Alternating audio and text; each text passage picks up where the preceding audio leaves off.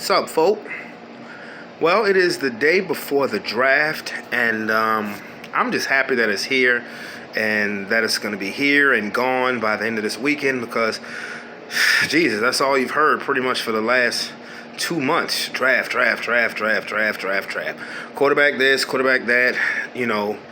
I still don't understand how quarterbacks actually, how their stock can actually fall when they're not even playing football. Like, Justin Fields has just been through just the ringer, the roller coaster.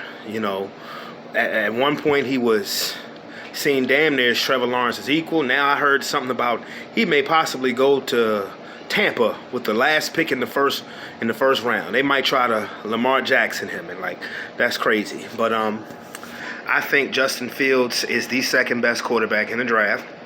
I think the New York Jets are going to do the most New York Jets thing and take Zach Wilson. And you know what? Good for Trey Lance, Trevor Lawrence, or Mac Jones. Let Zach Wilson go to the Jets. They can say, hey, at least I'm not going to let the Jets destroy my career, because that'll be a stupid pick by a stupid organization, the New York Jets, straight up. As a Bronco fan, I received some great news earlier today that we have traded for Teddy Bridgewater. While that might not sound like much, if you think about my Denver Broncos since 2015, Teddy Bridgewater will be the best quarterback that we have had since Peyton Manning. And mind you, we won the Super Bowl in 2015 with a badly faded Peyton Manning and an all-time great defense. But since then, as a Bronco fan, I have had to suffer through the likes of Trevor Siemian, who actually wasn't bad in 2016 before he got hurt. But Paxton Lynch, God. Brock Osweiler, God. Case Keenum, really? Joe Flacco, really? And then have some castaways, Brandon Allen, and then now Drew Lock, who is just disgusting. Drew Lock reminds me of Jay Cutler, and that is gross. That is absolutely gross. As a Denver Bronco fan, when I hear anybody utter the words Jay Cutler, I just cringe. It just makes me want to throw up. And that's what Drew Lock reminds me of. Hopefully, the days of Drew Lock having a Denver Bronco uniform on will be over, because now I'm just kind of curious of what we'll do with our number 9 draft pick. Because, I felt this way for a couple of years now. People are looking at Teddy Bridgewater like he's some stepping stone quarterback. Like he's like you place him in the same category as a Tyrod Taylor. Like he's just a placeholder until a better quarterback comes along. Teddy Bridgewater is like 27, 28 years old. He's taking a team to the playoffs. I believe that he still has franchise quarterback written all over him. The Carolina Panthers might have made a mistake by getting Sam Darnold and letting Teddy Bridgewater walk. Look, we have weapons in Denver. We have Cortland Sutton coming back. We have KJ Hamler. We have Jerry Jeudy. We have Noah Fant. We have Tim Patrick. We have weapons. We do have weapons, and we're going to have a decent defense. So I'm just curious of whether we're going to go defensive back, whether we might get Caleb Farley or Patrick Surtain. By the way, Caleb Farley just tested positive for COVID, so he won't be at the draft. Okay. Will we go offensive linemen? If Kyle Pitts is sitting there at 9, what will we do? Or if Trey Lance or Justin Fields or Mac Jones happens to be sitting there at number 9, what will we do? If you Teddy Bridgewater, you ain't coming there to be no damn mentor. You ain't coming there to be no mentor to a Trey Lance or Justin Fields. And you damn sure ain't coming to be no damn mentor to no damn Drew Lock. I don't care if Drew Lock has him studying film all off season with Peyton Manning. He ain't Peyton Manning.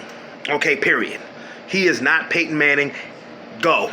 Matter of fact, why don't you stay? If you want to stay on as a third string quarterback, be my guest. You stink. You suck. Done with you. Okay, so, but we all know Trevor Lawrence is going to be first off the board.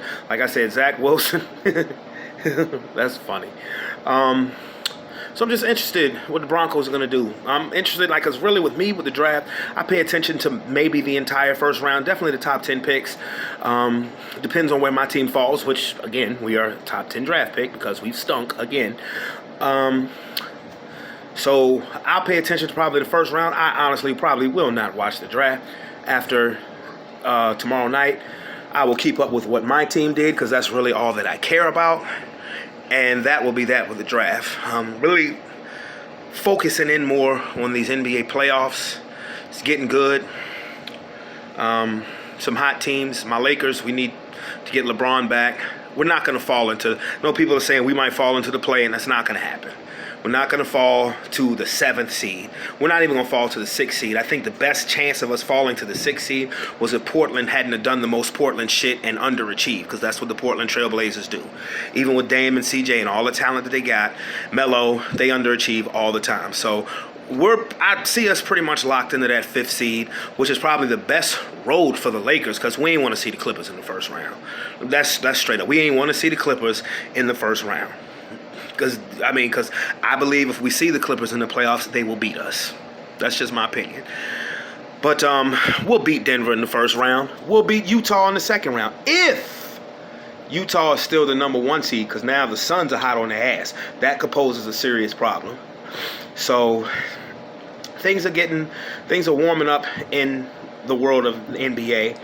I was just watching the Lakers and on now the Wizards, who actually have been playing pretty damn good basketball lately. The Wizards are going to sneak into this. Looks like they are possibly going to sneak into this play-in thing, which is for seeds 7 through 10. I don't like it. I understand it, particularly in this season, because so many teams have had COVID outbreaks. I don't like the play-in scenario. I hope they do away with it. It does add a level of excitement, but at the same time, if I have played above average basketball and I'm a 7th or 8th seed and now my season is on the line against a team that's played below average basketball, I don't think that's cool.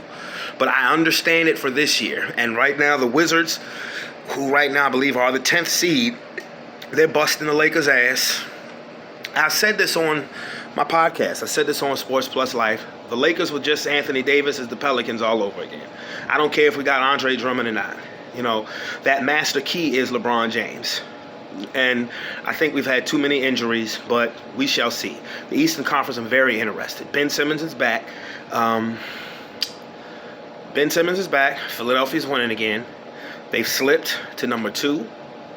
The Nets have passed them, which I don't think home court will make a difference between Brooklyn and Philly. I think the wild card in the Eastern Conference is Milwaukee. Be on the lookout also. I think if the New York Knicks stay in the 4-5 spot, I think they could possibly be very difficult to deal with, even if a team like the Miami Heat raises up, or the Boston Celtics. But both of those teams have been so inconsistent this entire season. So we shall see what happens. And what y'all think about Floyd Mayweather fighting Logan Paul June 6th? And what's crazy about that is I believe that's a Sunday. I believe that is a Sunday matchup. You don't see that very often. Maybe, they've gotten the dates mixed up, but I've heard June 6th. And if I'm not mistaken, June 6th is a Sunday. So either way, that should be interesting. So just wanted to kind of give my take on that. Holla at your boy. Because I ain't doing no podcast this week. My schedule just changed. I'll be back on the podcast on one of my days off next week. So this is, I guess, my Sports Plus Life quickie. See ya.